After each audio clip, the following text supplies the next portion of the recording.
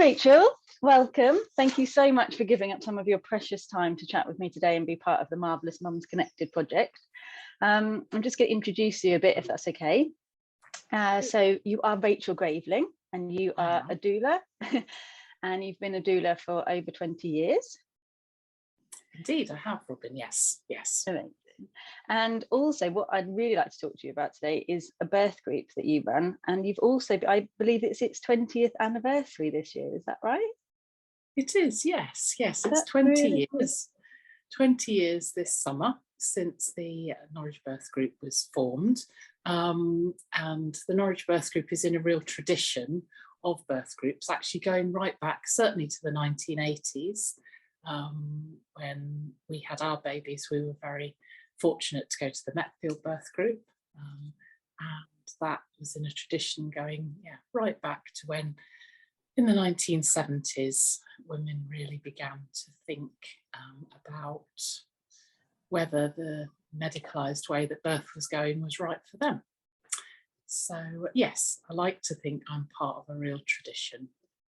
amazing. That's cool. So it's called a birth group. It's not like, because obviously nowadays we're very used to going to antenatal classes, aren't we? I think everybody sort of thinks, oh, if I get pregnant, I definitely did. If I got pregnant, then I need to go to an antenatal class.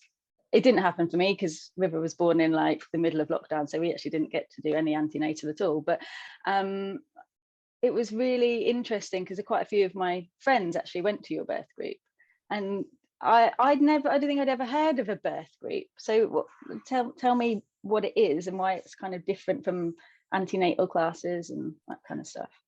Okay, yes, great.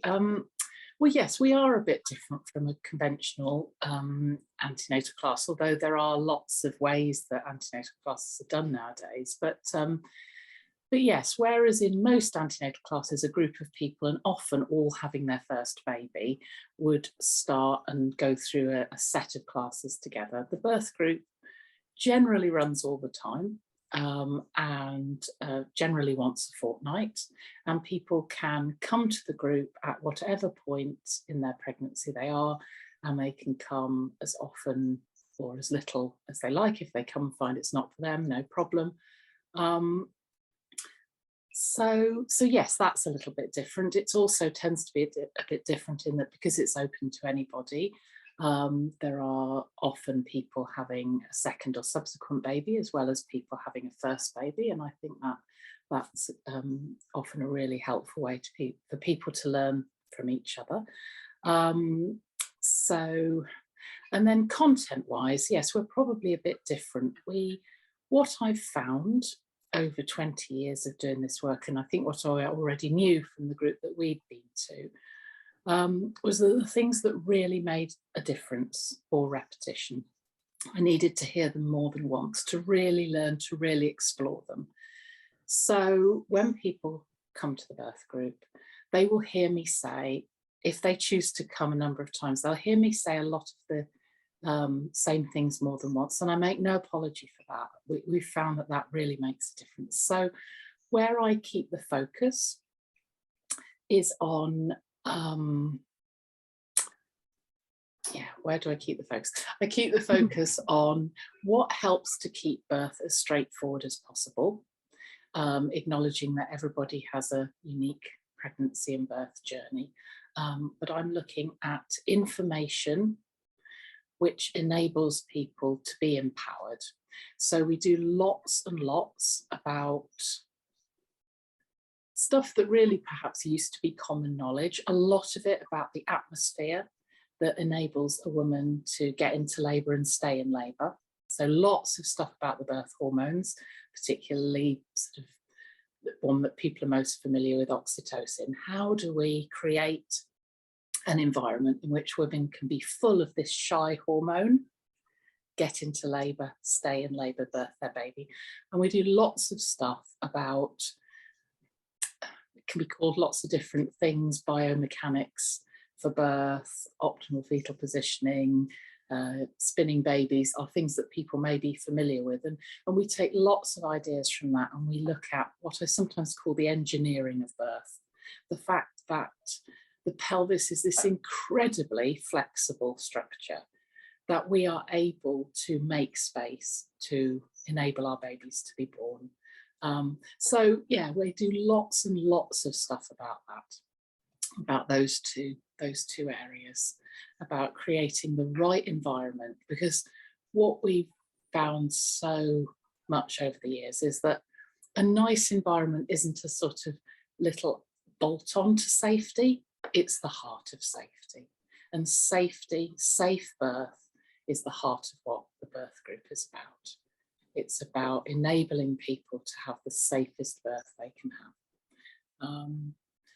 Yeah, so it's about informing people of stuff that empowers them. And yeah, that's that. I hope that gives a flavour, a bit of a flavour of what we do. That's really awesome. I love the words that you're using there, actually. I love the fact that you were talking about, you described it as straightforward, a straightforward birth. And I think because there are lots of ways that we can, there's lots of ways to describe birth, aren't there? You know, like natural births or that kind of stuff. And I love that you've just gone for straightforward, because I think that's really what we're aiming for. And like you say, and safe.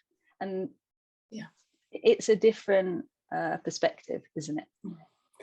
Yes. Well, I've obviously given this a great deal of thought for a long time. So anybody who knows me will know that I think a lot about how I use language. I think as well, I believe really passionately that women and their partners, and, you know, just want to say at this point, we have always been an inclusive group. And although I may say women, absolutely women, birthing people, same-sex couples, everybody is incredibly welcome at the birth group. But I believe passionately that if we inform people and support people, they make really safe choices for themselves. So when people come to the group, they occasionally get the wrong impression that we're a home birth group. And I'm always like, no, we're absolutely not a home birth group. More people probably than the national average tend to be planning a home birth in our group, but we are not just for home birth. We're not for any particular sort of birth. We don't have an ethos about how babies should be born. We would be equally as supportive if somebody was, for example, planning an elective cesarean section and wanting to make that as straightforward and positive and empowering as they can. So we're about listening. You know, I believe so strongly that listening to women is absolutely at the heart of safety. And we're about reducing fear. There's so much fear around pregnancy and birth in our society, sadly. And I don't believe fear is a good place for anybody to make a decision from. So I'm really keen on people gaining information and support to reduce fear and help them then to make right decisions about them. And I always say to people, I don't know where you should give birth or how you should give birth, but I'm really committed to helping you on that journey so that you can find out where that place is. Oh, it's just so amazing to hear you say that, Rachel, because I feel, that is a little bit lacking in our system at the moment. And so the idea that there's a place where women that can come to and have that support on a regular basis while they're pregnant, I just think it must be amazing. I have to say that I really wanted to come to your group when I was pregnant, but unfortunately we live quite a lot of miles away, and because of the whole COVID-ness, it just didn't happen. But yeah, I think it's just so important, isn't it? And like, I think being pregnant it's almost like a naturally fearful state, because you're so, you love your baby so much and you're so worried, are they going to make it here and how are they going to make it here? So there is already that natural sort of fearful protection around you and your baby, isn't there? So it makes sense that anything else on the outside can just sort of exacerbate that and make it almost just a little bit too much to handle. And I love what you're saying about how when we're in that fearful state, we can't make decent decisions at all. So it makes sense to be able to have the support and the information so that we can think a bit more straight at the time. Yeah, well, absolutely. And I would always encourage people to be very respectful, obviously, of any care providers that they choose to key in with. I'm all about respect, and I say quite regularly at the birth group, I'm glad that I live in this place in the 21st century. We're very lucky to have the NHS, and when modern midwifery and obstetric input is genuinely needed, you know, so thankful that it's available. You know, it's interesting to look at how much is being used at the moment, and to ask intelligent questions about, is all the intervention that's happening at the moment necessary? Certainly we've got more intervention than bodies like the World Health Organization are saying would be ideal. So what I encourage people to do is to consider whether they want to say an enthusiastic yes please to what's on offer, or whether they want to respectfully decline. There's no such thing as consent if we're not able to decline. That's one of the things that we do in the birth group. We explain a bit about our current midwifery and obstetric systems, and how they function, and so that people can think about what they want to opt into, make use of, what they might want to decline. So to give an example, to get people thinking about that, when people get in touch, I'm fascinated in due dates, and I'm interested in how dating scans have become more important than women's own knowledge about when they might have conceived. So when people get in touch and tell me their due date, I say, did you choose to have a dating scan? Is that a dating scan date? Do you have any information yourself about when you think this baby might be due? And I'm interested how often people are like, what do you mean choose?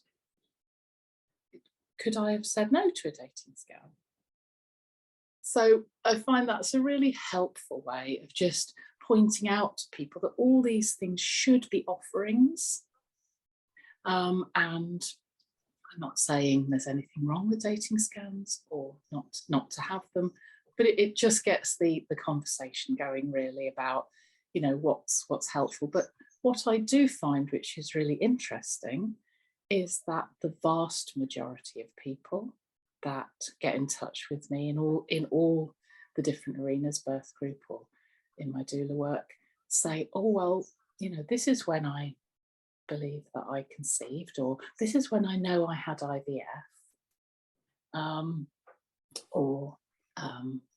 you know, I couldn't have been pregnant at this stage because my partner was away.